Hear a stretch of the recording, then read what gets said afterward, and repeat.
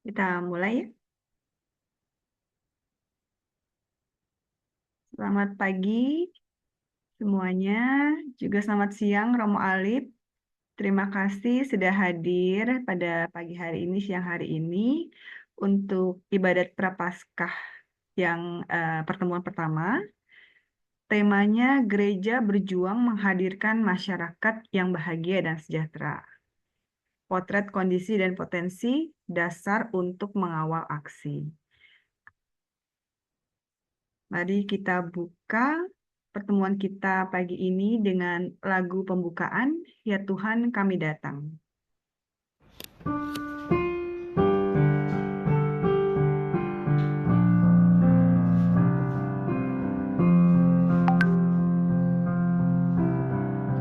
Ya Tuhan kami datang, meskipun hati gersang, karena kami bersalah semua.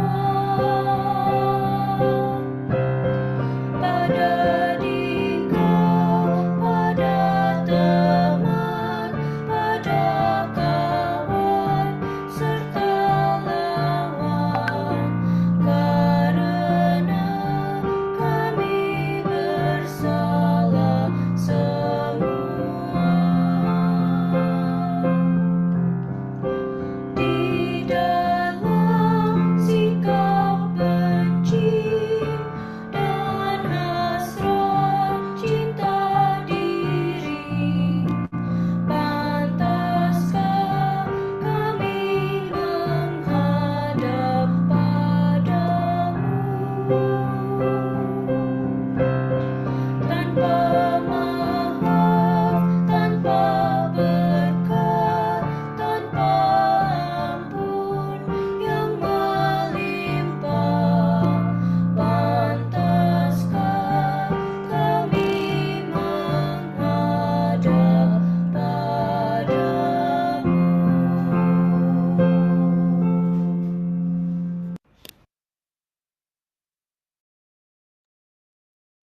Mari kita buka ibadat kita hari ini dengan tanda kemenangan kita dalam nama Bapa dan Putra dan Roh Kudus. Amin. Rahmat Tuhan kita Yesus Kristus, cinta kasih Allah Bapa dalam persekutuan dengan Roh Kudus senantiasa menyertai kita sekalian, sekarang dan selama-lamanya. Masa Prapaskah tahun ini, gereja mengambil tema Gereja Berjuang Menghadirkan Masyarakat yang Bahagia dan Sejahtera. Untuk itu, kita perlu mengawalinya dengan gerakan. Keberhasilan gerakan tidak diukur dari kegiatan atau anggaran yang terserap, tetapi dari dampak yang relevan dan signifikan. Relevan berarti tepat sasaran, dan signifikan berarti ada perubahan nyata yang terlihat dari perbandingan kondisi awal dan akhir. Karena itu, perencanaan perlu berbasis data dan disesuaikan dengan sumber daya agar dampaknya sungguh bermakna. Saudara-saudari, di hadapan Tuhan yang kini hadir di tengah kita, marilah menyesali, mengakui segala dosa, memohon ampun atas segala kekurangan kita, serta mensyukuri segala kebaikan dan belas kasih Allah. Saya mengaku kepada Allah yang Maha Kuasa dan kepada saudara sekalian bahwa saya telah berdosa dengan pikiran dan perkataan, dengan perbuatan dan kelalaian. Saya berdosa, saya sungguh berdosa. Oleh sebab itu saya mohon kepada Santa Perawan Maria, kepada para malaikat dan orang kudus, dan kepada saudara sekalian, supaya mendoakan saya pada Allah Tuhan kita. Amin. Semoga Allah yang Maha Kuasa mengasihani, mengampuni dosa kita, dan menghantar kita ke hidup yang kekal. Amin. Marilah kita berdoa. Allah Bapa yang Maha Murah, berkat-Mu melimpah dalam kehidupan kami. Namun, seringkali kami tidak tahu bagaimana harus mengelolanya agar dapat menghasilkan buah berkat bagi kehidupan bersama kami.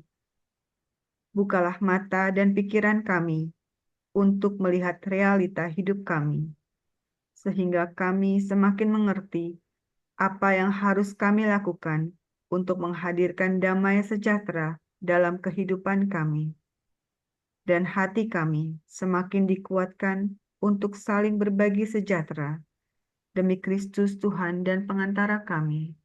Amin.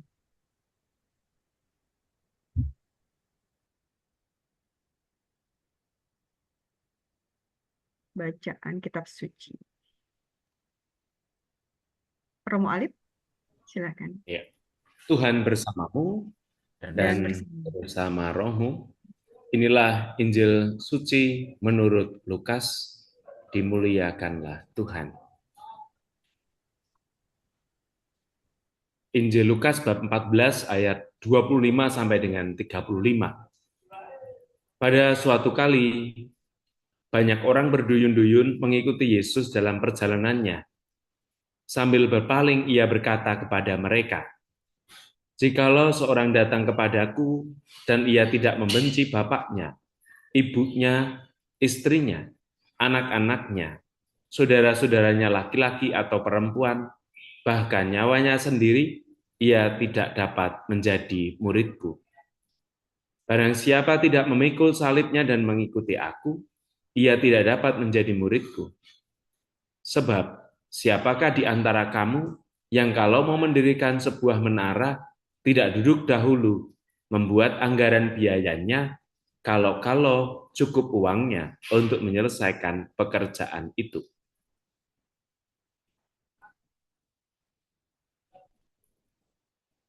Supaya, jikalau ia sudah meletakkan dasarnya dan tidak dapat menyelesaikannya, jangan-jangan semua orang yang melihatnya mengejek dia sambil berkata, orang itu mulai mendirikannya, tetapi ia tidak sanggup menyelesaikannya.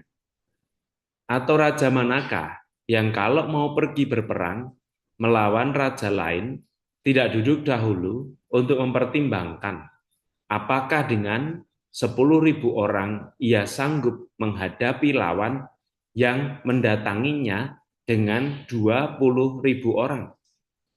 Jikalau tidak, ia akan mengirim utusan selama musuh itu masih jauh untuk menanyakan syarat-syarat perdamaian. Demikian pula tiap-tiap orang di antara kamu yang tidak melepaskan diri dari segala miliknya, ia tidak dapat menjadi muridku. Garam memang baik, tetapi jika garam itu menjadi tawar, dengan apakah ia diasinkan? Tidak ada lagi gunanya, baik untuk ladang maupun untuk pupuk, dan orang membuangnya saja. Siapa yang mempunyai telinga untuk mendengar, hendaklah ia mendengar. Demikianlah Injil Tuhan. Terpujilah Kristus. Silakan Romo Alip untuk renungan hari ini. Baik, terima kasih Mbak Linda. Ibu, Bapak, dan saudara-saudari yang terkasih, pada hari ini kita bersama-sama memulai aksi puasa pembangunan kita, renungan APP, dengan kita bersama-sama diajak untuk merenungkan tema selama masa Prapaskah, yakni gereja berjuang menghadirkan masyarakat yang bahagia dan sejahtera.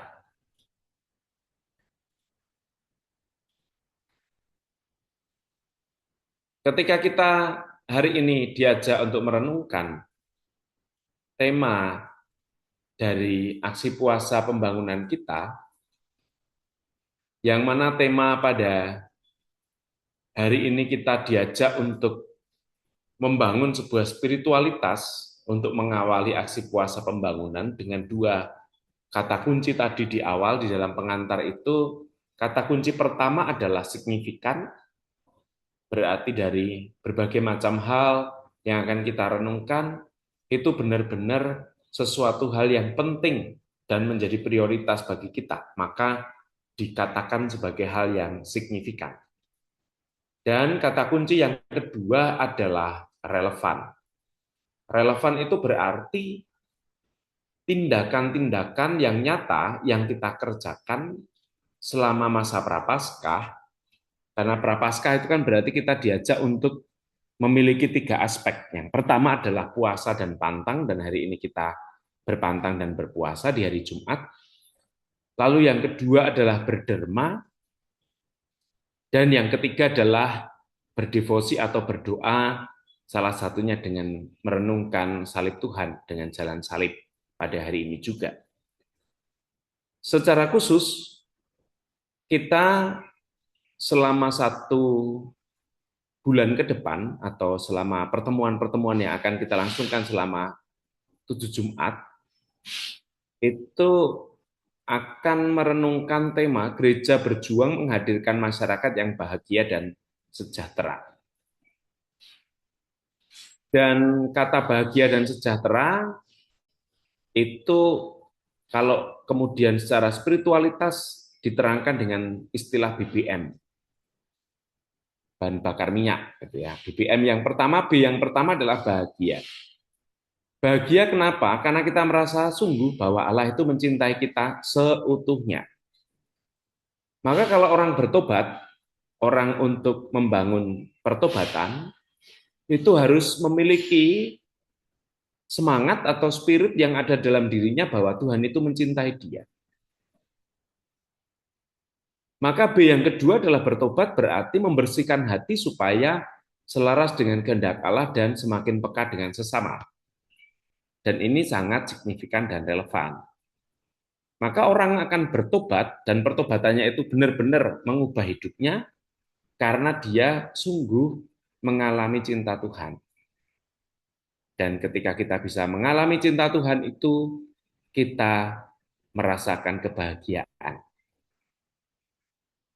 Dan M-nya apa? M-nya adalah menyejahterakan, yaitu mewujudkan kehidupan yang layak dan bermanfaat bagi sesama, terutama mereka yang kecil, lemah, miskin, tersingkir, dan difabel, atau disingkat dengan KLMTD. Spiritualitas inilah yang akan kita pakai selama kita merenungkan masa aksi puasa pembangunan ini. Dalam bacaan yang baru saja kita dengar, itu ada beberapa aspek yang nantinya akan menolong kita untuk memaknai BBM tadi, bahagia, bertobat, dan menyejahterakan. Seperti yang baru saja kita dengar,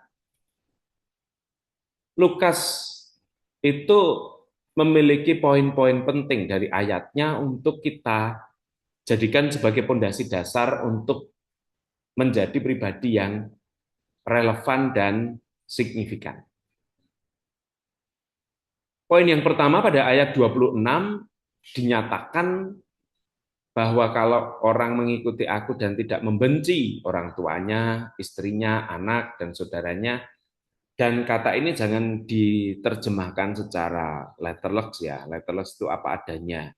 Mungkin hari-hari ini sedang ada konflik di antara suami istri, lalu semacam diteguhkan bahwa oh ya benar ya Tuhan itu memang harus membenci istri saya, membenci suami saya ketika saya akan mengikuti Yesus, yaitu konyol. Mengasihi Yesus di atas segalanya itu artinya bahwa ketika kita ambil bagian di dalam tugas-tugas Yesus, sebagaimana kalau suami istri perkawinan itu juga menjalankan panggilan hidup kita, seperti saya juga sebagai seorang imam itu menjalankan tugas panggilan hidup kita, prioritas utama itu adalah Yesus sendiri di atas segala sesuatunya. Dan membenci, Yesus ingin menekankan bukan pertama-tama membenci secara emosional. Membenci dalam arti skala prioritas dalam kehidupan kita. Poin yang kedua, tadi bersama-sama kita diajak menjadi murid itu berarti memikul salib. Selain kita membenci, ingin menempatkan Yesus sebagai prioritas dalam hidup kita, memikul salib itu berarti menjadi murid Yesus yang siap memikul salib yang Tuhan percayakan kepada kita, yang mana itu mencerminkan pengorbanan, penderitaan, dan kesetiaan total kepada Tuhan, bahkan sampai kita wafat, kita mati. Dengan demikian menjadi jelas bahwa poin yang kedua, spirit ketika kita mengikuti aksi puasa pembangunan, dengan belajar menjadi murid, tekanannya soal berkorban. Dan hari Jumat di masa Prapaskah, selama 7 Jumat itu kita juga ingin berkorban. Memberi apa yang kita miliki untuk orang-orang yang ada di sekitar kita. Dan kalau di sini ya ada istilahnya kotak APP, menyisihkan sebagian dari yang kita miliki untuk kita bagikan kepada mereka yang berkekurangan. Itu juga bagian dari cara kita memikul salib Tuhan, pengorbanan. Hal yang ketiga atau poin yang ketiga yang juga tadi disampaikan oleh Yesus sendiri, kaitannya dengan perhitungan biaya, ayat 28 sampai dengan 33. Yesus menantang kita sebagai murid-muridnya atau yang mendengarkan sabda ini untuk mempertimbangkan konsekuensi sebelum mengikuti Yesus.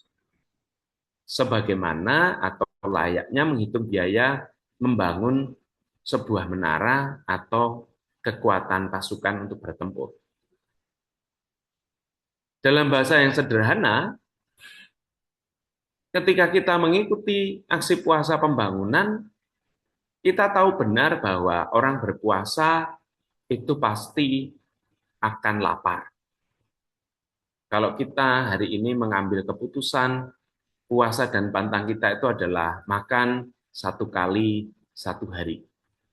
Seperti yang sedang saya jalani saat ini. Artinya ada konsekuensi. Dan semakin kita ingin mengikuti cara ini, pasti ya godaannya banyak. Tawaran makan itu ada aja. Tadi pagi aja ketika saya selesai untuk sarapan, saya tadi pagi udah makan. Setelahnya itu ada suami istri datang untuk ngobrol bersama. Itu aja ngomong, Romo habis ini makan gimana?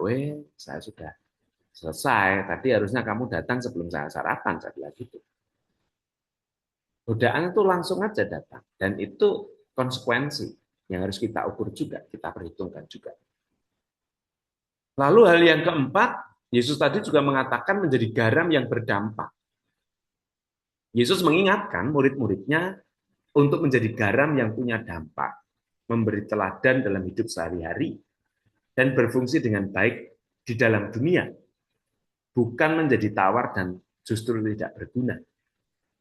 Maka berfungsi baik di dalam dunia itu salah satu yang bisa kita kerjakan adalah entah itu di tengah masyarakat, di mana kita berada dan tinggal, atau di tengah komunitas yang di mana kita berada di dalamnya. Ada dampaknya, ada manfaatnya, ada gunanya. Sama seperti halnya kalau kita punya kotak APP atau aksi puasa pembangunan itu kita kumpulkan, itu juga ada dampaknya. Kenapa? Karena 25% itu untuk, kalau di sini ya perhitungannya, untuk dikelola paroki, 75% itu dimasukkan ke keuskupan dan dialirkan ke KWI sebagai penyelenggara utama atau pengelola utama dari aksi puasa pembangunan kita ini. Dan itu semua sudah terkelola. Jadi kalau kita ditanya apakah kita sebagai garam ada dampaknya, aksi kecil yang kita lakukan dengan menyisihkan dana yang kita miliki, rezeki yang kita punya, kita serahkan kepada mereka, berarti pasti akan bermanfaat untuk, ada dampaknya untuk orang-orang yang ada di sekitar kita. 4 hal inilah yang menjadi dasar spirit bagi kita untuk merenungkan Injil Lukas yang tadi baru saja kita dengarkan. Lukas bab 14 ayat 25 sampai dengan 35. Prioritas APP pada tahap yang pertama yang nanti kita coba renungkan bersama adalah bagaimana puasa dan pantang yang kujalani ini sebagai sarana yang menolong saya untuk bertobat. Atau adakah ruang-ruang dispensasi atau kelonggaran yang sengaja saya ciptakan mengingat bahwa pantang dan puasa kita ini memang murni longgar sekali.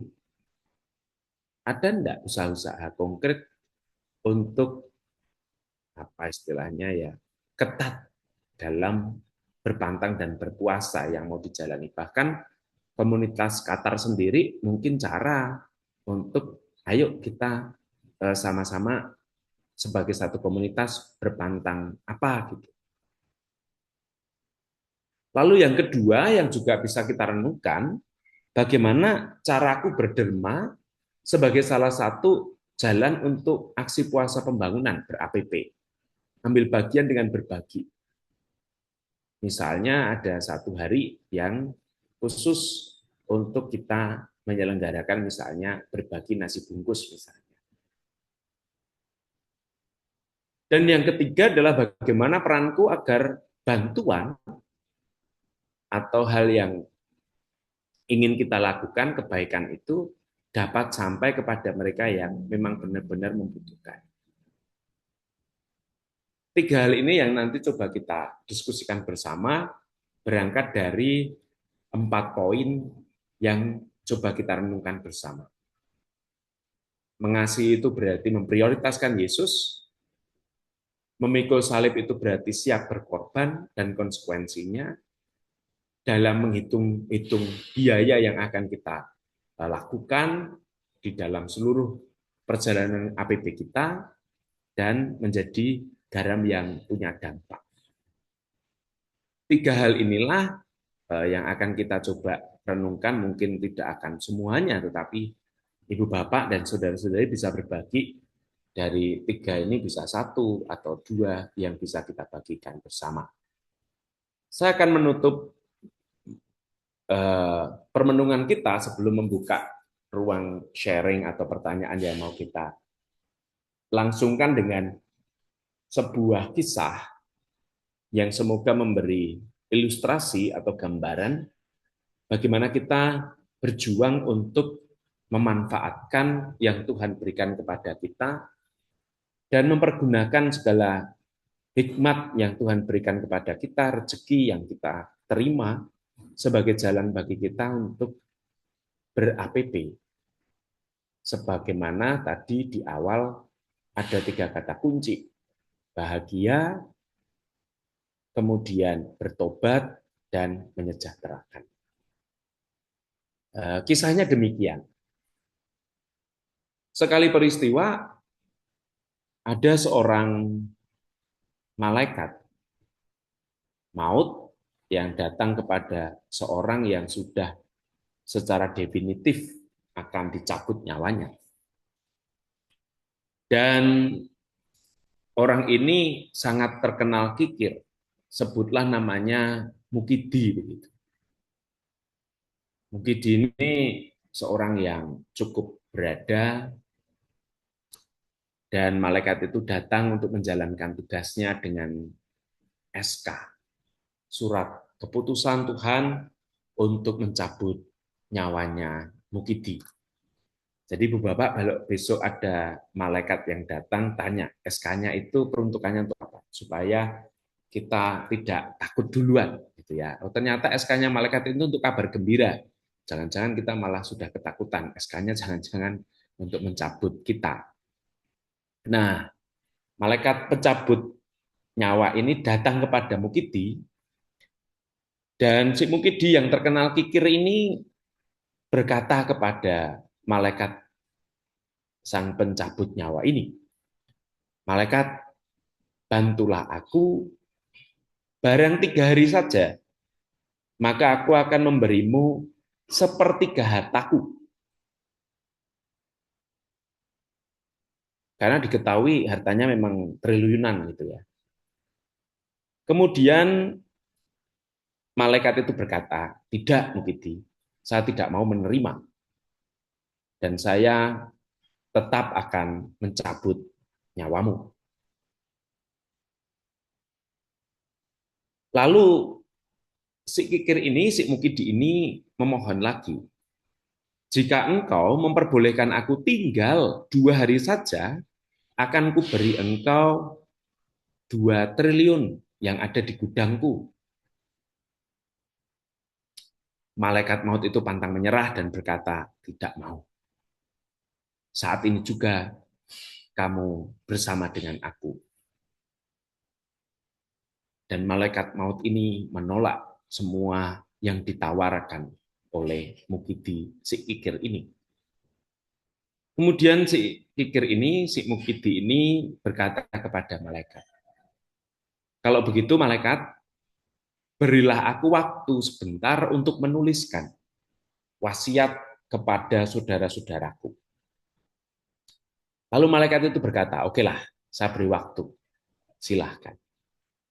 Kemudian si kikir ini, si Mukidi ini berkata di dalam tulisannya demikian, wahai saudara-saudariku, manfaatkanlah hidupmu, pergunakanlah hidupmu untuk bermanfaat bagi orang-orang di sekitarmu.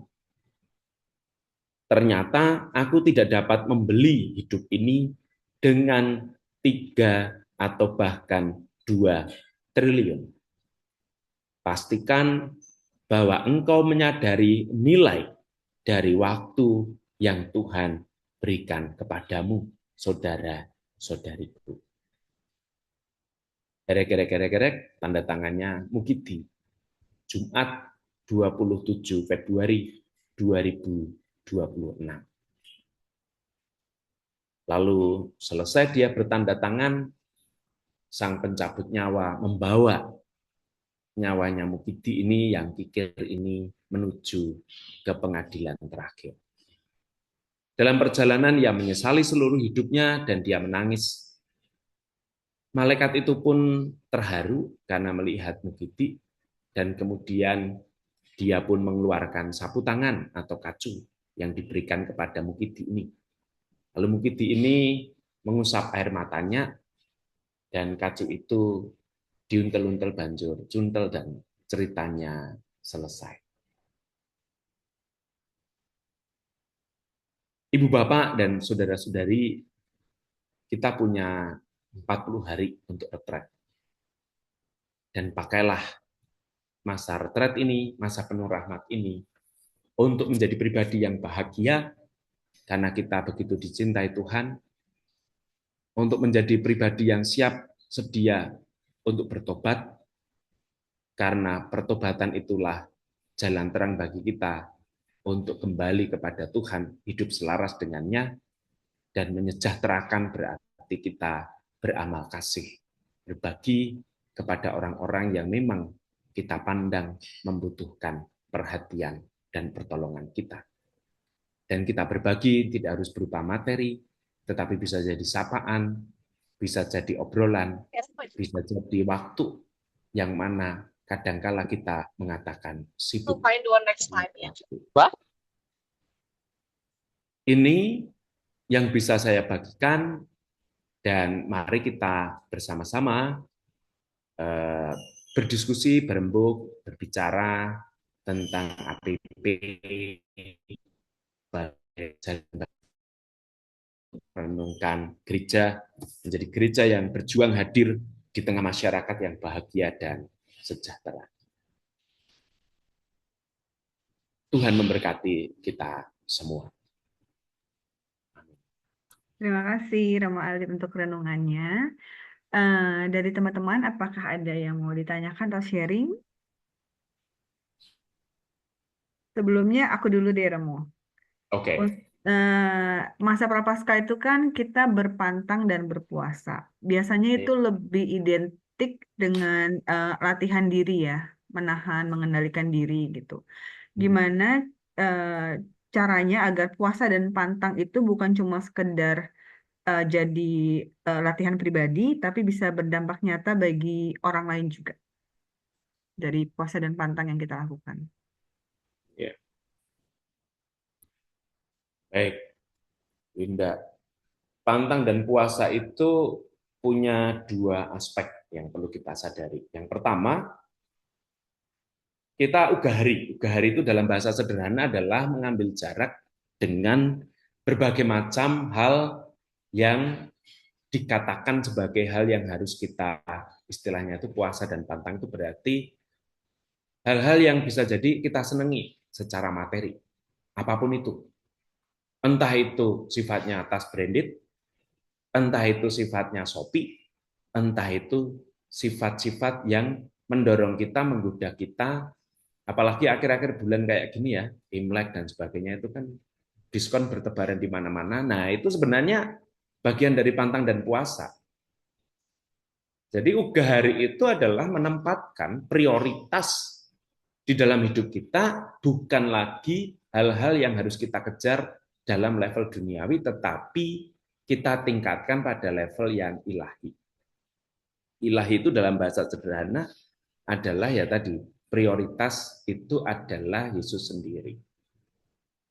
Itu yang pertama. Yang kedua, berpantang dan berpuasa supaya berdampak itu berarti kan yang tadi itu pertama lebih pada diri sendiri. Sehingga kita ada buahnya nih, punya skala prioritas di dalam seluruh hidup kita dengan jalan sederhananya adalah ugah hari tadi.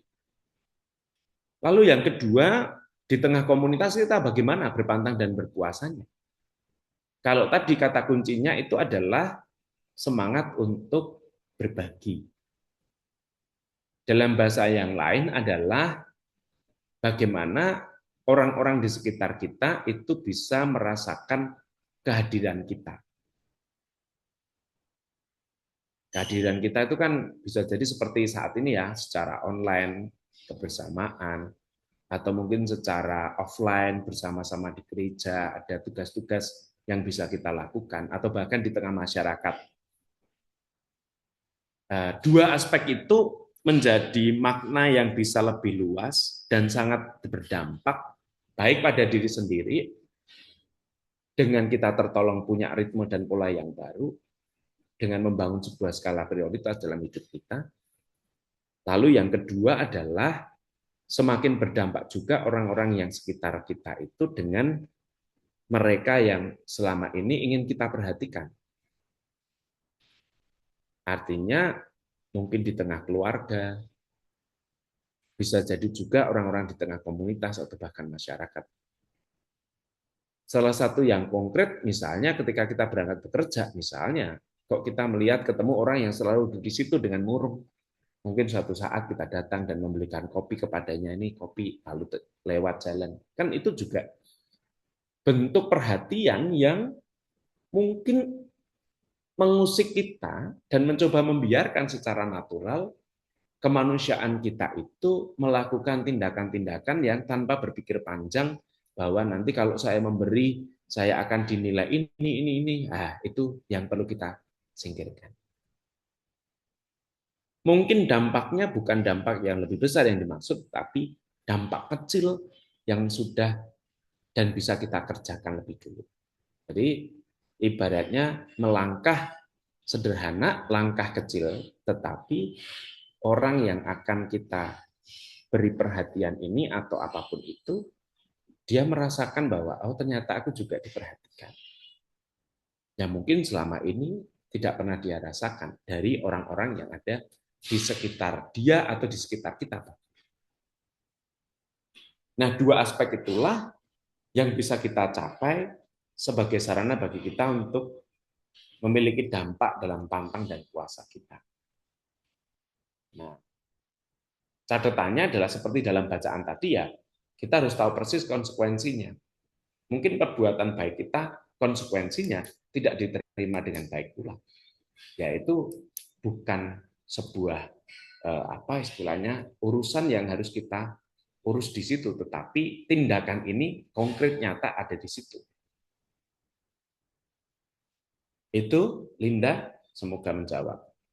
Oke, thank you Romo. Yang Sama-sama. lain, silakan.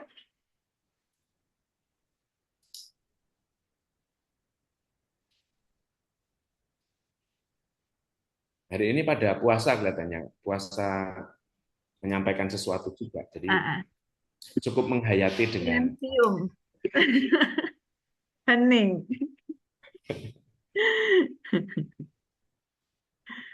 Ayo, silakan. Kalau nggak ada mau nanya, Romo aja tunjuk, tanya Romo. Saya kebetulan baru puasa menunjuk orang.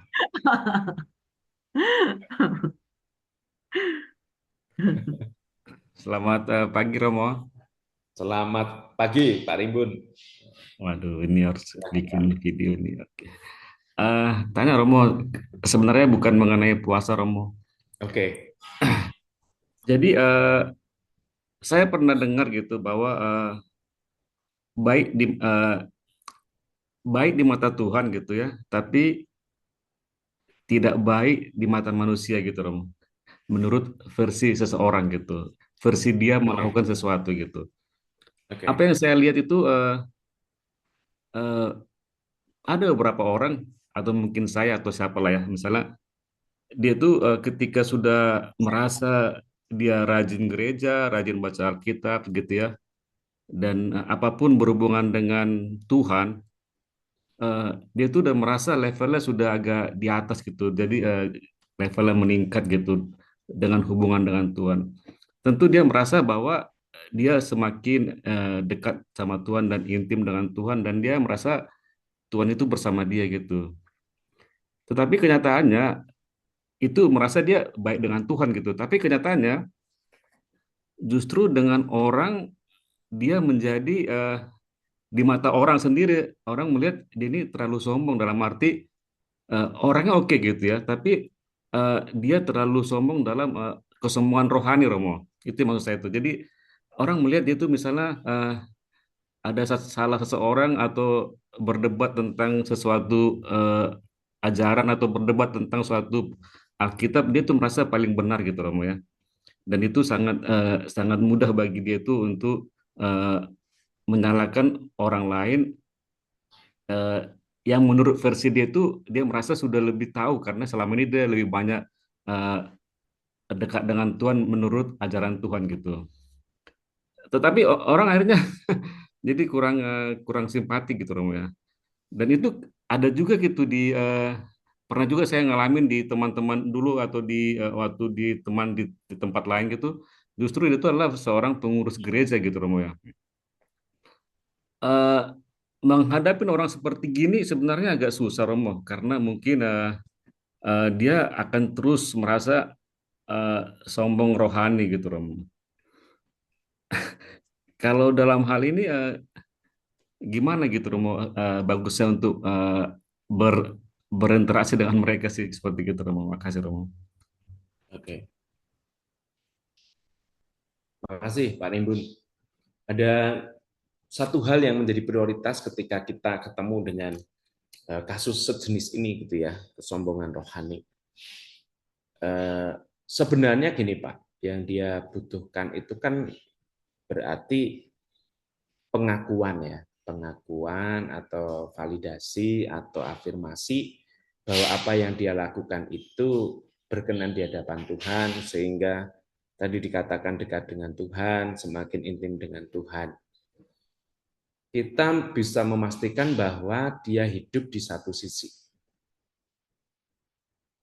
Dia signifikan, tapi tidak relevan. Artinya bahwa signifikan tanda ya. Penandanya apa? Dia dekat dengan Tuhan, oh rajin, berdoa, dan sebagainya.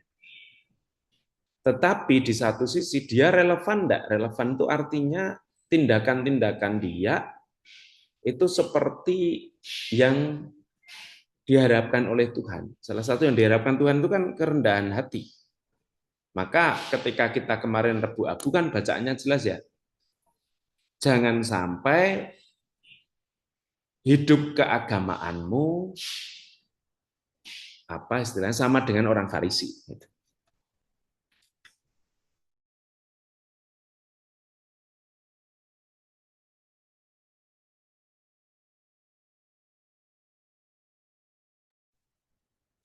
Agak hang Romo.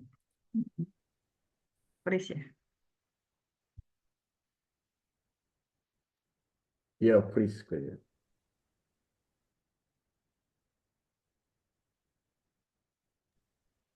Pak Rimbun lanjutin itunya, jawabnya.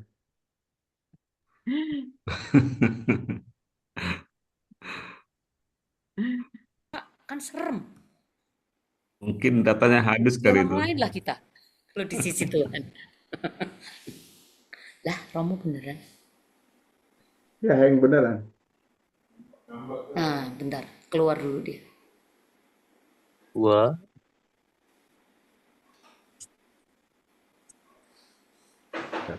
Mungkin ini kali ya musim hujan kali sana. Soalnya Mm-mm. lagi banyak hujan di sana kedengaran. Bentar, tunggu Romo.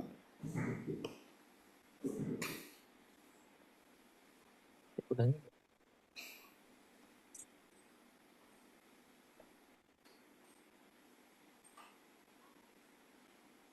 Ya, siapa yang mau ke toilet, dipersilakan untuk ke toilet dulu, boleh?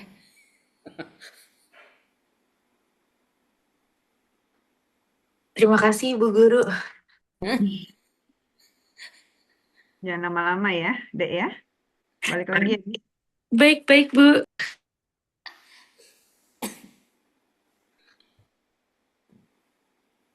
Nah, Ibunya ke toilet tapi selamat bukan. datang kembali Romo. Ini Romo nih, Romo. Oh, maaf, saya kepental jauh karena listriknya jeglek. Oh, Jadi hari ini tadi itu di sini hujan angin, lalu kena di depan tuh ada petir gitu ya, kena petir dan ini baru diperbaiki, maka saya udah pakai ini aja lah, kuota HP aja udah selesai. Nah, kembali ke pertanyaan Pak Rimbun tadi, sebenarnya jawabannya sederhana Pak. Kalau dia butuh validasi, dia butuh pengakuan, berikanlah, karena itu yang dia butuhkan. Tetapi catatan pentingnya adalah apakah kita bisa membantu dia untuk keluar dari kesombongan rohani? Bisa, Pak, sebenarnya. Bisa. Dan itu sebenarnya sangat mudah ketika kita ketemu dengan orang yang punya kesombongan rohani itu. Artinya adalah salah satu kaitannya dengan transparansi.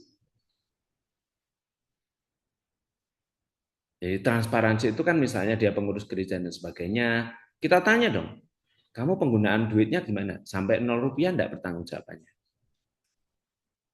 Loh itu clear Pak. Sesederhana itu sebenarnya. Maka menarik dia keluar dari kesombongan rohani itu adalah dengan salah satu jalannya yaitu relevansinya. Ada enggak tindakan-tindakan dari apa yang dia katakan itu ketika ketemu dengan yang namanya transparansi itu.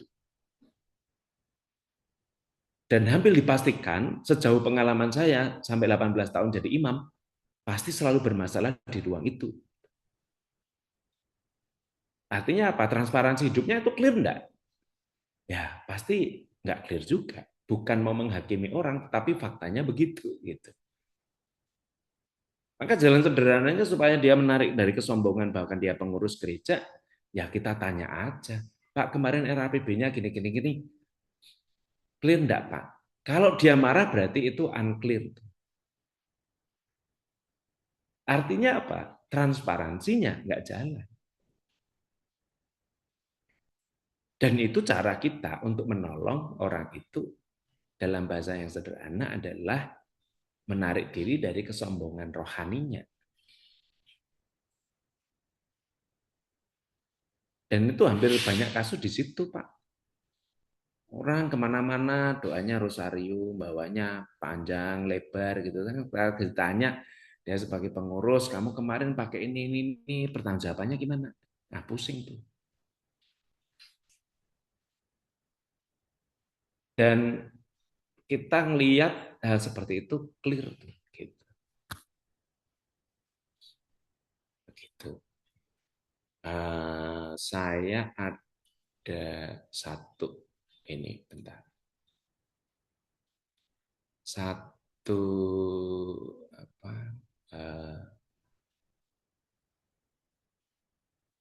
bahan yang bisa kita lihat sebagai sarana untuk menolong orang itu keluar dari, bukan menarik mereka dari zona ininya, zona apa?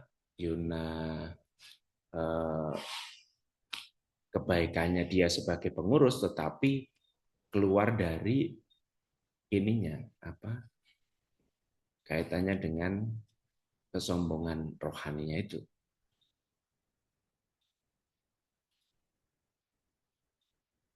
Nah, ini kebetulan kemarin saya pakai juga untuk mengedukasi pengurus di sini. Coba nggak nemu.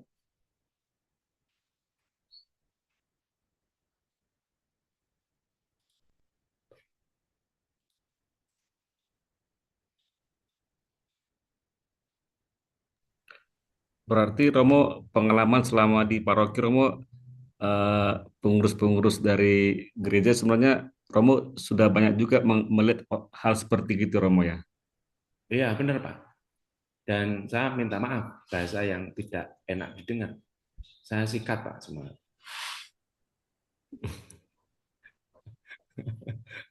Saya minta maaf ya, bahasanya tidak terlalu, nanti pas dibuka jangan dipotong nih, jangan dikeluarkan.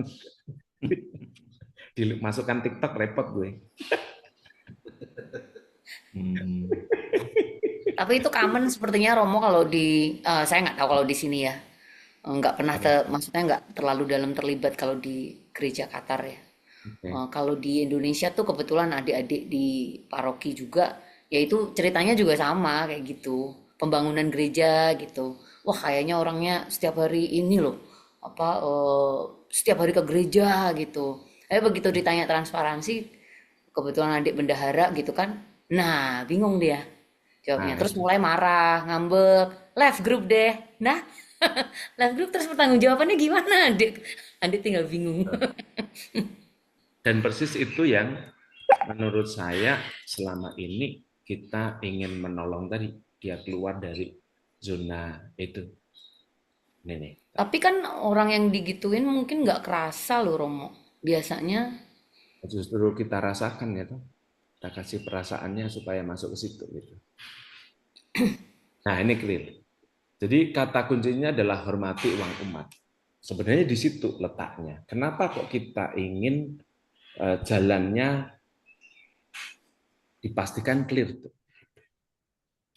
Jadi sebenarnya kan logika jalannya ini kan seperti itu. Benar kan Pak? Dari apa yang disampaikan di sini. Nah, kadangkala itu surga pelayanan itu, ya kan? Tadi dikatakan dekat dengan umat, ya kan? Tuhan gitu ya. Tapi ya persis transparansi, akuntabilitas, kredibilitas itu ya pil pahit yang memang harus mereka telan juga. Sederhananya begitu.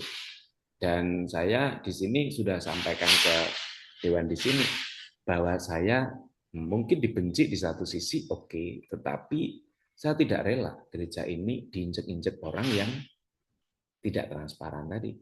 Gitu. Maka cara sederhananya menarik dia dari kesombongan rohani itu kayak gitu, Pak.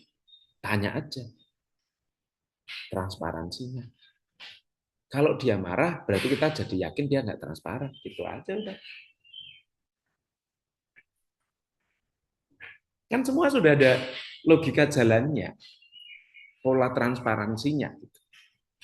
Maka sebenarnya kalau kita hari ini bicara soal signifikan dan relevan, kebahagiaan, kesejahteraan, dan tadi juga kaitannya dengan pertobatan, itu langkah-langkah konkret tuh ya. Kenapa? Karena itu ruang-ruang yang kalau aku bilang dalam tanda kutip gelap. Gitu. Nah, tugas kita kan membawa terang kan Pak? Ya kan Pak? Walaupun kita tahu pasti kita akan dibenci, iya, itu konsekuensi tadi itu. Konsekuensi dari salib yang kita panggul karena salib kita itu bunyinya transparan, transparanlah. Gitu.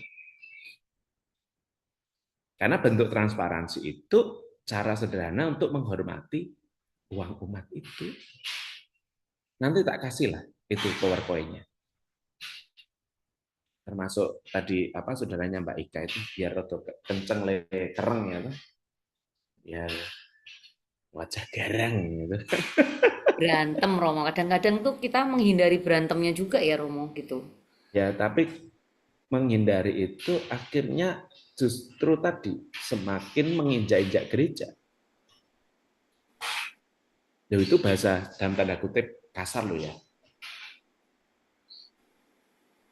Oh iya Kalau Rom. yang nggak berhubungan sama uang Romo, kalau tadi kan berhubungannya sama uang nih, ngelanjutin yang Pak Rimbun tadi. Misalkan Hmm, eh maksudnya kan mungkin dia tidak tidak secara langsung berhubungan sama keuangan atau sesuatu yang istilahnya harus ditransparansikan gitu loh Romo. betul. Nah, itu kalau kayak gitu menghadapinya tinggalin aja ya mau ya. Biarin Tuhan Ya, sendiri gitu ya. maka tadi kalau dia butuh pengakuan, ya kita akui aja. Oke, itu aja kan cukup. Artinya bahwa ketika itu adalah sikap, ketika itu adalah validasi yang sifatnya peran, ya berilah perannya, gitu aja. Tapi kalau dia itu ternyata tidak worth it, tidak sesuai di bidang keuangan dan sebagainya, ya jangan pernah diberi peran yang kaitannya dengan itu kan gitu. Simpelnya kan itu. Mungkin dia lebih worth it untuk memberi pelayanan, memimpin nyanyi dan sebagainya. Tapi mungkin tidak di satu sisi dia tidak bisa mengelola duit gitu. Ya jangan dikasih dua peran. Itu yang menurut saya lebih apa ya? Lebih bisa menempatkan personal atau pribadi yang kemudian diarahkan kepada yang sesuai dengan yang Tuhan mau.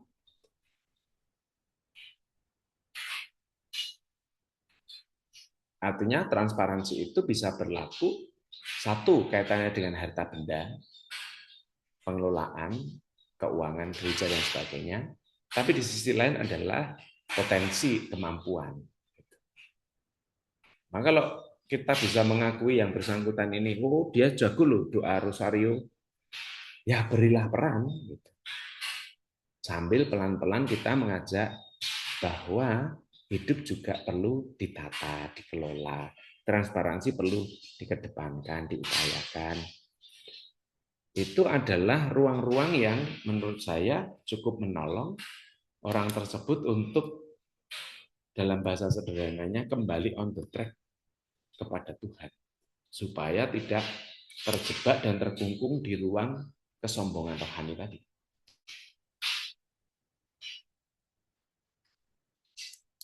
Dan anjuran saya, anjuran loh ya, kalau dalam tanda kutip yang bersangkutan itu mau menerima dan mendengarkan nasihat kita, langsung aja dengan tegas mengatakan, tapi ya dengan bahasa yang apa ya sopan santun lah, bahwa Anda di apa istilahnya berada dalam ruang yang sedang dijauhi banyak orang karena terlalu ada istilahnya kesombongan rohani. Kalau itu dengan keberanian dan positif dan yang bersangkutan menerima.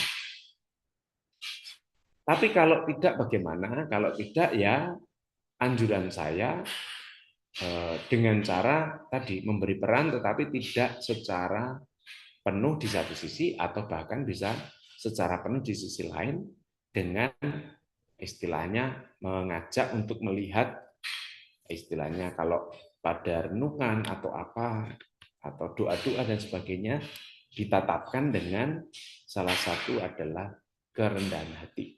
Mohon kerendahan hati itu kan ada doa mohon kerendahan hati. Jadi kalau pas memimpin dia diberi kesempatan tapi juga kita mendorong dia untuk mohon yuk kita juga mohon rahmat kerendahan hati. Dan saya yakin Tuhan dengan caranya akan menolong dia untuk membangun kesadaran bahwa oh iya ya ternyata ini selama ini saya tersesat gitu dengan kesombongan-kesombongan yang dia miliki. Memang tidak terlalu mudah karena kita dalam tanda kutip menarik orang. Tetapi ketika itu dilakukan secara konsisten dan kita tahu konsekuensinya, saya yakin kok buahnya juga pasti akan ada perubahan dalam hidupnya. Demikian jawabannya. Makasih Pak Romo. Riki, apakah ada hal yang ingin ditambahkan lagi?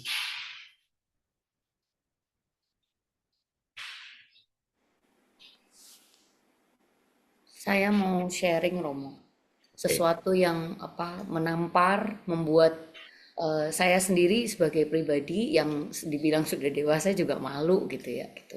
Jadi Ya. ceritanya kami sekeluarga itu kita punya pantang, kita menjalani pantang itu berpantang daging sapi ya Mo, bukan babi ya. Jadi babi Terus masih boleh ya? kalau babi boleh Mo, enggak deh. Terus habis itu anak-anak sendiri memilih untuk berpantang coklat dan juga junk food. Junk food itu yang kayak Pizza Hut, Burger King, KFC kayak gitu. Nah, itu pasti godaannya banyak dong ya Romo.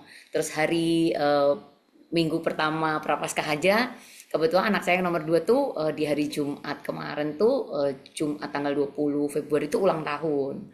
Nah, saya juga lupa. Maksudnya saya lupa, saya pesen kue yang kue coklat brownies gitu. Ceng gitu. Terus akhirnya udah kita celebrate secara simple lah bersama dengan teman-teman KKI karena pas itu kebetulan juga ada misa bahasa Indonesia. Terus kita lanjut makan. Kita lanjut makan bareng-bareng di restoran dan di situ kita tiup lilin lah gitu di kue brownies yang sudah itu. Terus habis itu si anak saya yang cowok nih Aryaka bilang gini, Mama, kan ya kak pantang coklat.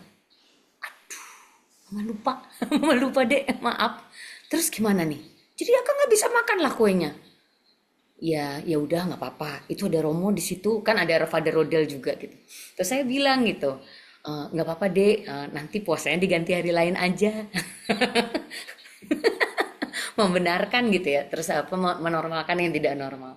Terus habis itu enggak lah mama, udah nggak apa-apa lah nanti jadi dia melihatlah teman-temannya itu makan sedangkan dia menahan karena dia suka banget coklat memang, dan dia tuh setiap harinya tuh nggak pernah bisa lepas dari misalnya Milo lah atau kalau habis makan pasti ambil coklat lah di kulkas pasti begitu gitu. Jadi dia tuh memang doyan banget dan dia melihat teman-temannya makan gitu kan, sedangkan dia tuh terus nggak apa-apa deh. Terus yang bikin kan kebetulan kan teman juga ya, teman KKI juga. Terus jadi teman kita nih ngerasa bersalah juga. Iya tuh Mbak Kaki, wong anak poso coklat kok malah dikon gawe ke kue brownies gitu. Aku lali tenan aku.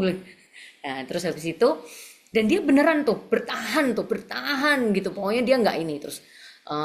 Nanti kita kan tapi kalau minggu kan kita nggak puasa ya Ma gitu. Iya minggu nanti boleh dimakan. Tapi kalau adik mau makan hari ini berarti nanti minggu puasa gitu aja gitu. Enggak mama gitu. I will try my best gitu. Dan dia beneran tuh bertahan sampai kuenya itu di bener-bener disimpan sama dia di kulkas. Nggak ada orang yang boleh touch sampai hari minggu dia akan buka itu dan dia akan makan. Dan itu dia berhasil tuh di situ.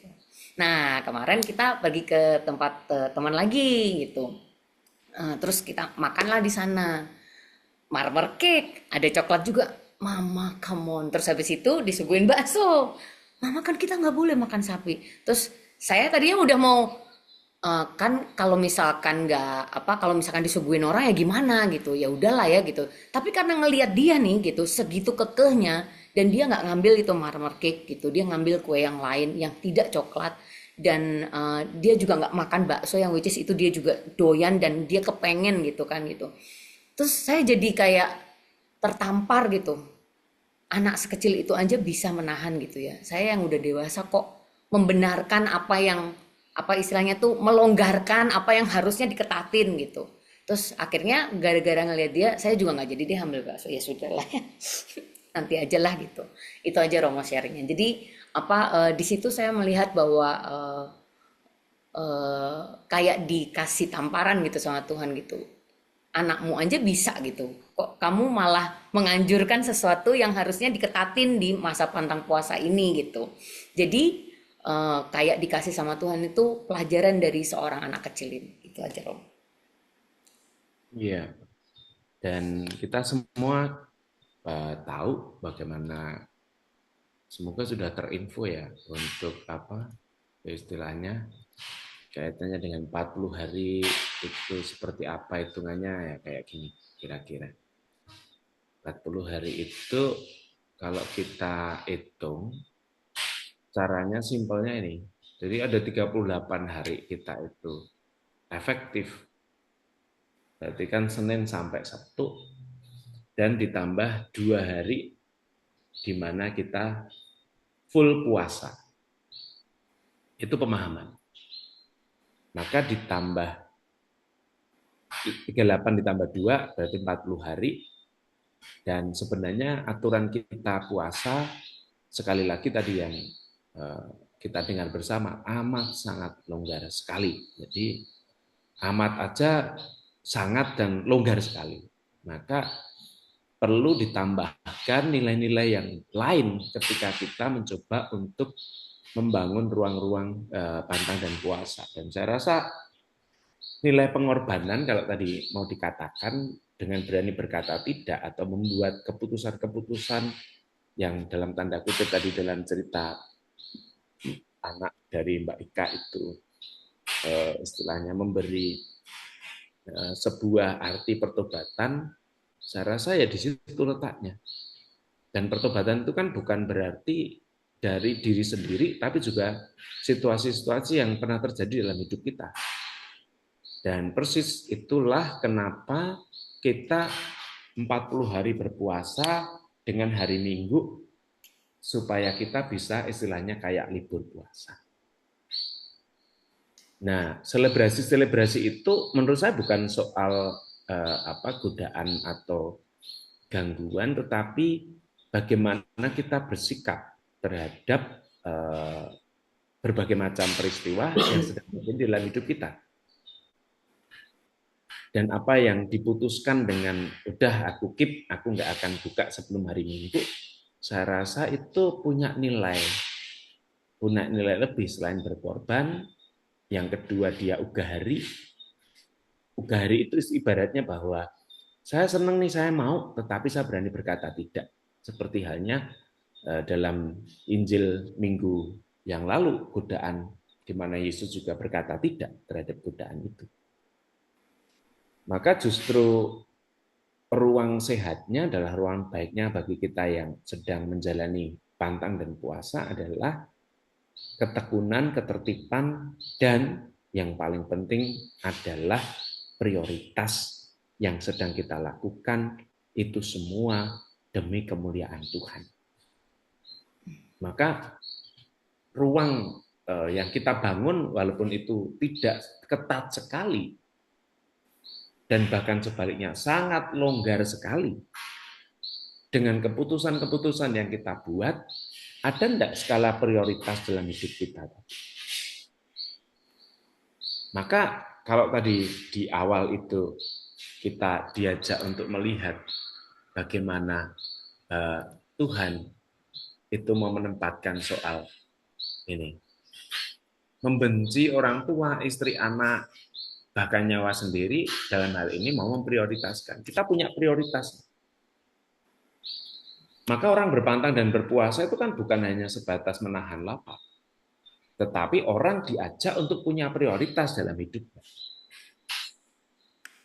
Dan prioritas itu di masa Prapaskah adalah Yesus sendiri. Sama ketika kita beramal, berlaku amal, berbuat baik, kebaikan itu bukan pertama-tama supaya kita membalas kebaikan Tuhan, itu bukan itu prioritasnya. Tetapi bahwa kita ingin menempatkan Tuhan yang sudah mencintai kita. Kalau kita berbuat baik kepada orang karena Tuhan berbuat baik kepada kita, kan seperti Deudas ya, toh, berbalas kasih gitu. Oke, itu tidak salah, tetapi kebaikan yang sudah kita terima harus kita jadikan sebagai berkat untuk kita lanjutkan kepada orang lain. Jadi melanjutkan berkat itu sendiri, bukan model balas kasih. Dan itulah membuat skala prioritas. Jadi sebenarnya masa Prapaskah ini atau masa pantang dan puasa menolong kita untuk membuat skala prioritas dalam hidup kita. Apa yang mau kita prioritaskan selama 40 hari ini.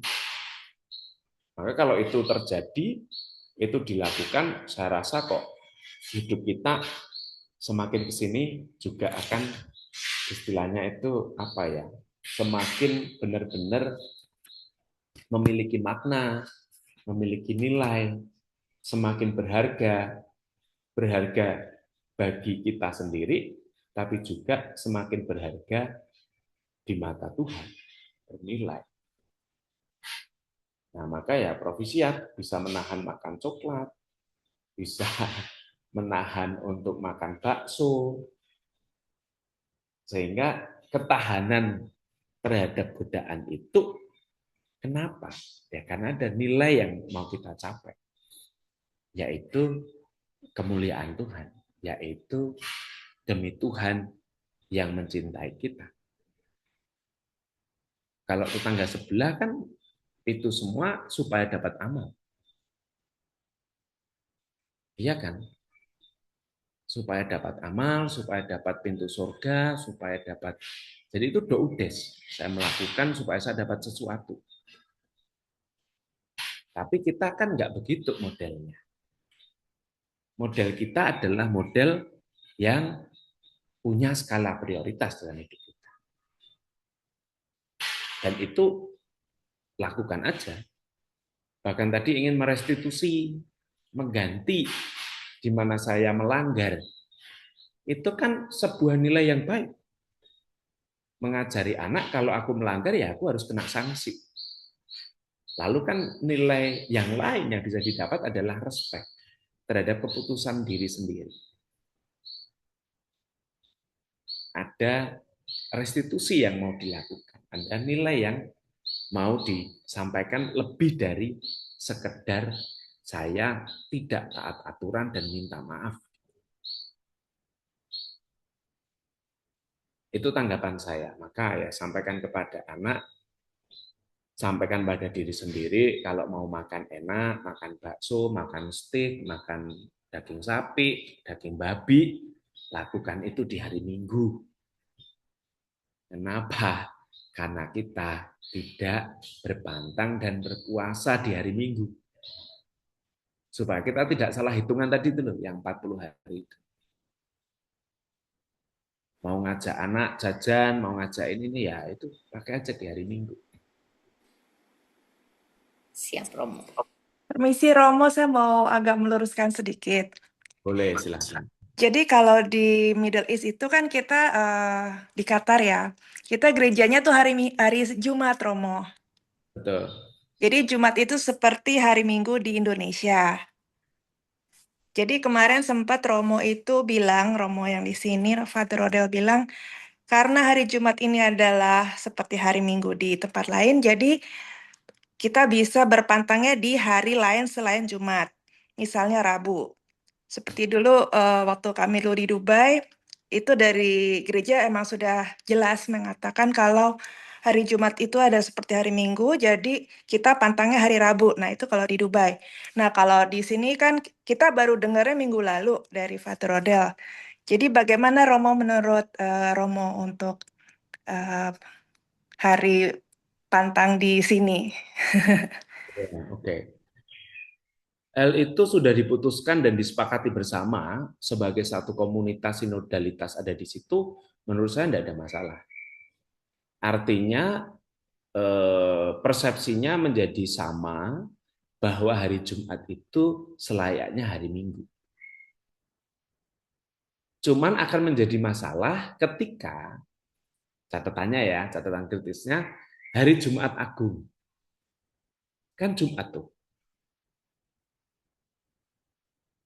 Iya kan? Artinya kita tidak bisa merubah hari Minggu Paskah itu selayaknya Jumat Agung, kan nggak bisa. Ya kalau Tapi itu beda Romo.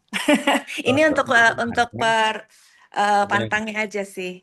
betul. Maksud saya adalah supaya persepsinya itu menjadi kurang lebih hitungan 40 hari itu. Kenapa? Karena 2 harinya itu kan puasa dan pantangnya ada di situ, di hari Rabu Abu dan Jumat Agung.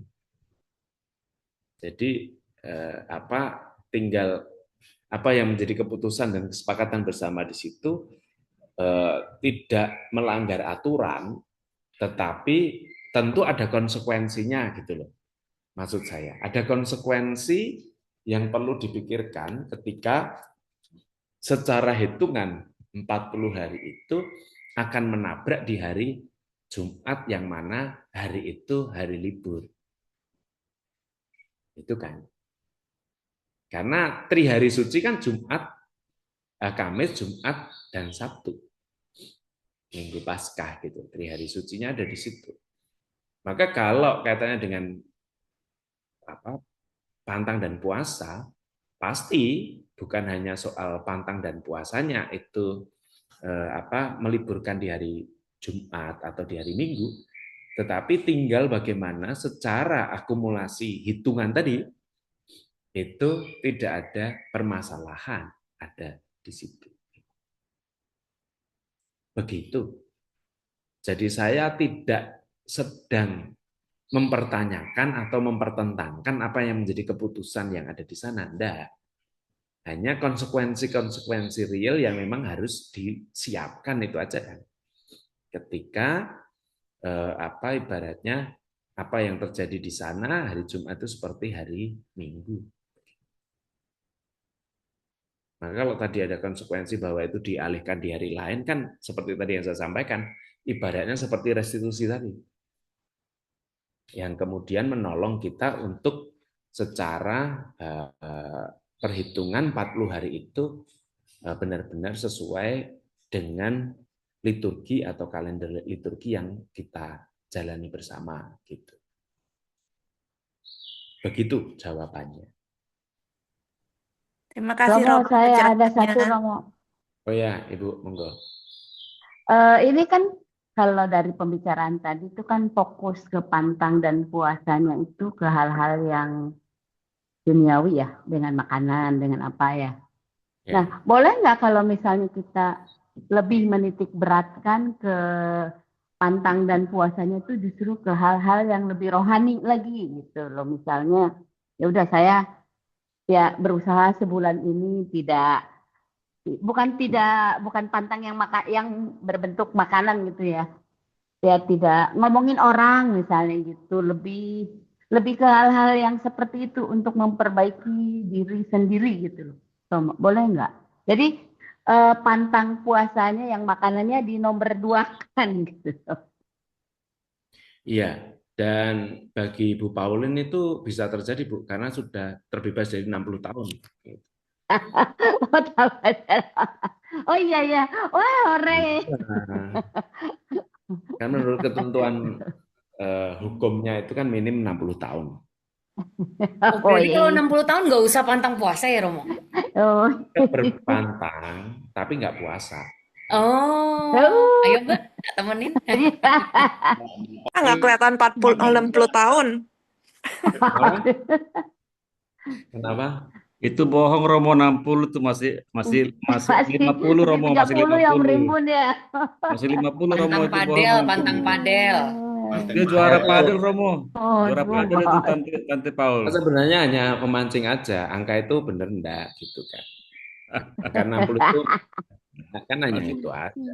Kalau ada sukacita berarti benar kan gitu. Jadi kembali lagi ke hal yang penting ya. Jadi ketika kita pantang puasa itu kan ada 2 unsur. Satu, sifat manusiawi. Ya pasti salah satunya hal-hal duniawi itu saya rasa makanan itu salah satunya ya, karena kan kita ada 3 top primer tuh, sandang, pangan, papan kan. Jadi ketika itu dilakukan ya cara-cara kita hari ini untuk memaknai supaya kita bisa menahan, bukan hanya menahan sih, tetapi lebih memprioritaskan ya. Membangun prioritas di dalam seluruh keputusan-keputusan hidup kita. Kaitannya dengan rohani pun juga begitu. Saya pikir rohani, tadi pantang dan puasa hidup rohani berarti saya nggak misa, pantang apa gitu ya. Tetapi Sosmed. yang dimaksudkan adalah justru menghantam kemalasan hidup rohani itu yang perlu. Nah, kemalasan hidup rohani itu apa ya? Coba dicari, ditemukan, dan di situ yang lebih dikuatkan. Jadi justru nilainya akan menjadi lebih baik, lebih banyak ketika kita punya keberanian untuk menambahkan waktu-waktu khusus dalam kehidupan kita. Misalnya nih, scroll TikTok, Instagram, YouTube, ya coba aja cari lagu-lagu rohani, misalnya ya. Tapi aku terus scroll Instagram lagi, scroll ya. Tapi paling enggak ada hal-hal yang bisa menolong kita, istilahnya ya mendekatkan diri untuk merenungkan firman Tuhan. Toh handphone kita dengan berbagai macam aplikasi yang kita miliki kan banyak juga yang menolong kita. Misalnya mendengarkan renungan atau apa yang mana selama ini kita nggak pernah. Dan itu sangat menyehatkan, itu sangat boleh gitu. Jadi pantang puasa yang secara rohani sebenarnya nilainya justru harusnya sebaliknya, bukan dikurangi, tetapi ditambahkan.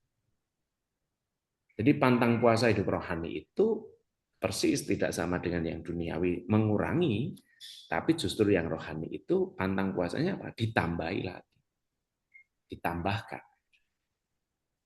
Entah waktu untuk merenungkan, entah itu waktu untuk apa istilahnya berdoa, entah itu waktu untuk membaca dan merenungkan kitab suci yang mungkin selama ini belum pernah. Maka ketika kita dibubui abu di dahi kan dikatakan bertobatlah dan percayalah kepada Injil. Jadi sebenarnya ruang pertobatan kita itu ada dua aspek itu. Selain kita mengurangi hal-hal yang duniawi, kita menambahkan hal-hal yang rohani. Itu arti dan makna pantang dan puasa dari dua sisi tadi, duniawi dan ilahi. Lalu yang lain di chat itu juga disampaikan bersikap berteman di tengah masyarakat yang mayoritas agama lain yang tidak seperti kita, bagaimana kita harus bersikap, apakah tetap rendah hati untuk membangun toleransi atau berkompromi dalam iman demi diterima di umat lingkungan. Sebagaimana dulu yang pernah saya sampaikan, kita hidup di dua sisi. Satu sisi itu ketulusan, tuluslah seperti merpati, dan cerdiklah seperti ular. Dan itu Tuhan sendiri yang menganjurkan. Bukan menganjurkan, tapi harus kita pakai. Gitu. Supaya orang tidak menginjak-injak karena kita tulus, tapi juga tidak sebaliknya. Kita terlalu cerdik sehingga ngakalin orang. Nah, itu tidak benar. Maka di tengah masyarakat, dan saya rasa bukan hanya di sana ya, di Qatar ya, tapi juga di tempat kita ini juga ya, di Indonesia kan, yang namanya mayoritas dan sebagainya atau minoritas tuh selalu menjadi ruang-ruang yang perlu kita sikapi bersama. Tadi pagi ketika kita bicara soal apa ya, saya ke bengkel kebetulan ketemu dengan satu orang yang beragama Kristen gitu, bicara. Waktu itu saya juga bicara ketika dia hanya mengulang apa yang saya sampaikan. Bukankah Romo pernah mengajarkan ketika kita bicara dengan agama lain, terutama saudara-saudari kita yang Muslim, pintu masuknya kita diskusi dari mana? Ya Maria.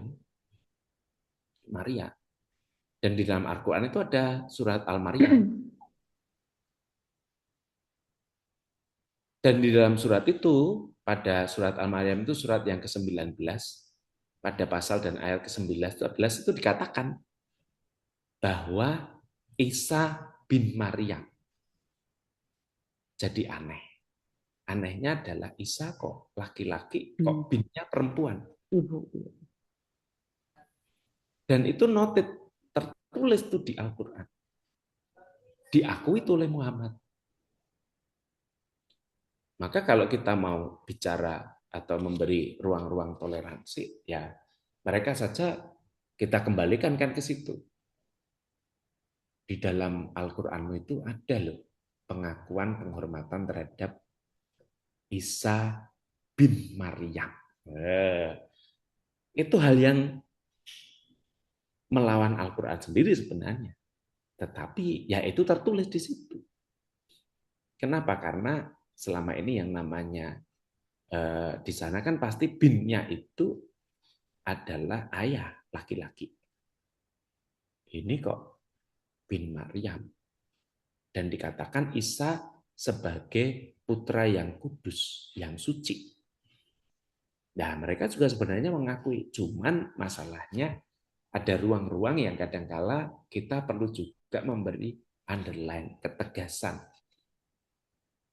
Jadi ruang toleransi itu ada di situ menurut saya. Kalau kita ngobrol, diskusi, ya kita bisa punya pintu masuk ketika itu. Al-Qur'anmu aja toleransi loh. Al-Qur'anmu aja mempercayai, mengimani. Artinya Muhammad dalam hal ini percaya Isa bin Maryam yang adalah putra dari Yesus Kristus yang ibunya adalah Maria. Jadi ruang-ruang ini perlu dibangun juga supaya tidak atas nama minoritas lalu kita atau mengatasnamakan toleransi lalu kita dalam tanda kutip berkecil hati. Jangan. Karena mereka pun sebenarnya mengakui itu, cuman tidak di blow up atau bahkan tidak ngerti. Kalau setahu saya sih mereka sebenarnya nggak ngerti, nggak paham itu. Gitu. Karena Muhammad itu mengakui juga. Di situ ruangnya. Maka kalau di tengah ruang bersama tadi toleransi dan sebagainya ya mari kita bangun bersama dengan dua sikap tadi. Satu, tulus seperti merpati. Yang kedua, cerdik seperti ular. Demikian. Nanti cari aja kalau ada Al-Quran pakai bahasa Indonesia, surat Al-Maryam, dan surat itu adalah surat yang ke-19, pada pasal dan ayat yang ke-19 berbicara. Screenshot Romo, screenshot. Share Romo. Ada itu. Ada. Dan itu entry point bagi kita untuk membangun ruang toleransi. Malah kita syukur-syukur menyadarkan mereka kan. Dan akhirnya bertobat. Dan mau dibaptis. Amin. Diiming-imingin ya Romo boleh makan babi loh. Kalau mereka itu sebenarnya nggak usah dimiming, mereka cari-cari makan gitu kan. Iya, ding. Itu nggak usah dimiming-mingin mereka sendiri. Oke, itu beberapa hal yang bisa saya sampaikan. Baik. Terima kasih Romo Alip juga untuk semuanya yang sudah ikut berpartisipasi, untuk sharing, untuk tanya. Sekarang sudah setengah 12. Kita akan lanjutkan lagi. Jadi sedikit dari yang Romo Alif sampaikan tadi dalam renungan tadi. Semoga dalam masa Prapaskah ini kita semakin mengasihi Yesus, menjadikan Yesus sebagai prioritas, berani memikul salib kita dan setia kepada konsekuensi iman kita. Dan pantang puasa kita menjadi latihan rohani yang berdampak bagi orang lain dan buah-buah baiknya dapat dirasakan oleh sekitar kita. Begitu ya Romo. Oke, mari kita lanjutkan dengan doa umat.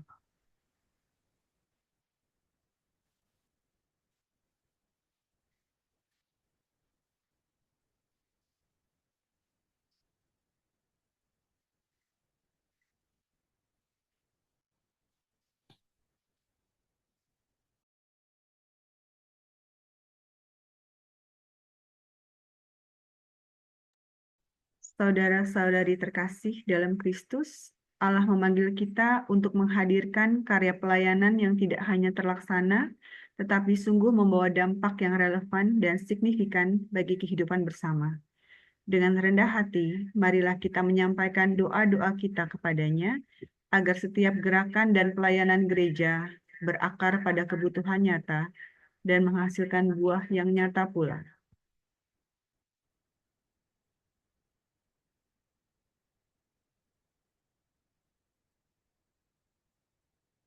Bagi gereja dan para gembala, semoga gereja mampu merencanakan dan melaksanakan pelayanan yang sungguh relevan dan signifikan, berlandaskan data dan kebutuhan nyata umat. Marilah kita mohon, kabulkanlah doa kami ya Tuhan.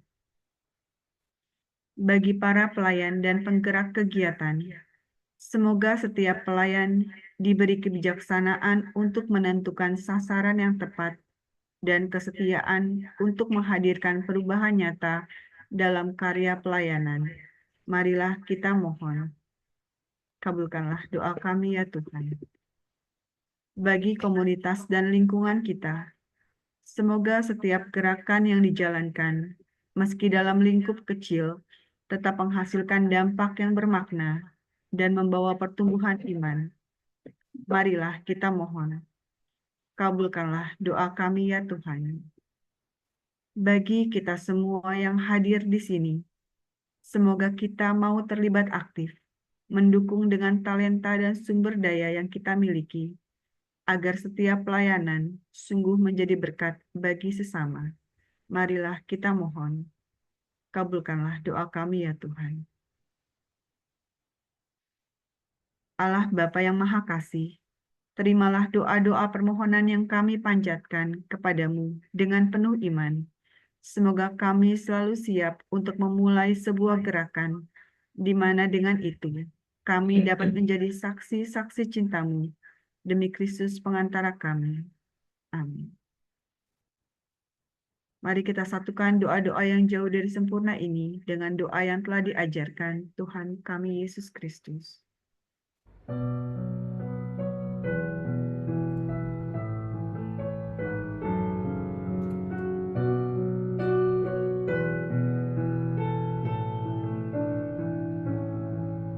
Bapa kami yang ada di surga, dimuliakanlah nama-Mu.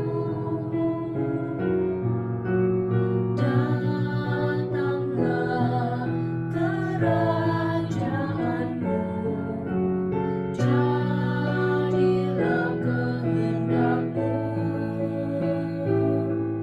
di atas bumi seperti di dalam surga. Berilah kami rezeki pada hari ini, dan ampunilah kesalahan kami seperti kami pun mengampuni yang bersalah kepada kami. Dan janganlah masukkan kami ke dalam pencobaan,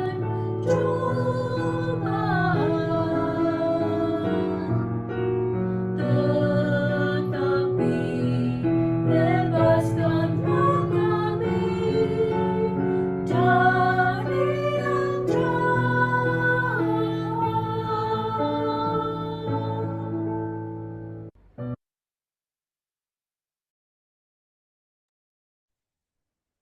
Allah Bapa yang Maha Kasih, kami bersyukur kepadamu, menyadari segala berkat yang Engkau berikan dan percayakan kepada kami.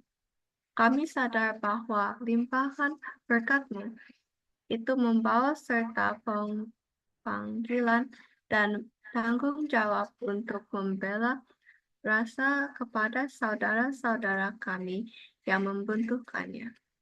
Semoga dengan mau membuka mata untuk melihat situasi nyata hidup secara jujur, semakin mampu pula kami menghasilkan buah berkat melalui gerakan saling menolong dan berbagi. Demi Kristus Tuhan dan pengantaran kami. Amin.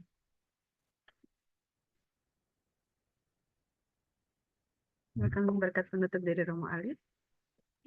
Bapak, Ibu, Bapak, dan saudara-saudari, serta anak-anak yang terkasih, kita mohon berkat untuk seluruh kehidupan kita, seluruh pantang dan puasa yang kita jalani, dimanapun kita berada, terutama di Qatar, senantiasa memperoleh kasih karunia dan berkat melimpah bagi kita semua.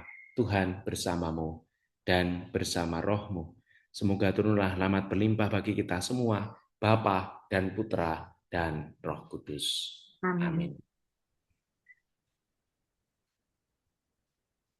Lagu terakhir, lagu penutup.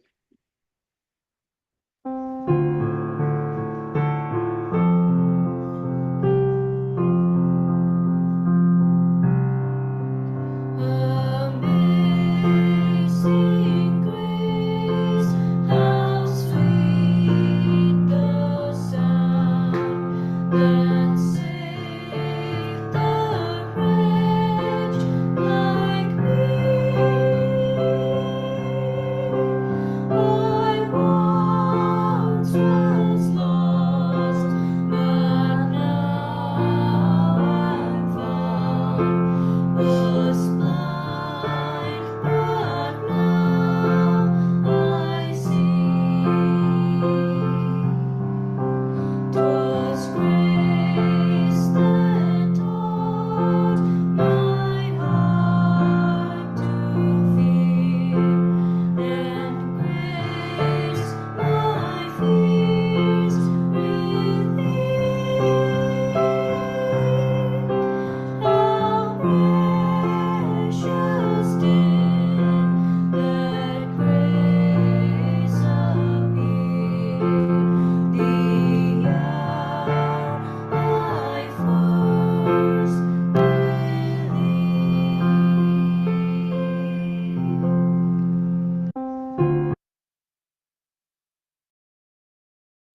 Terima kasih Romo Alif, juga teman-teman semua yang sudah hadir pada hari ini. Terima kasih banyak semuanya. Terima Demikian kasih hari- Romo. Terima kasih Romo.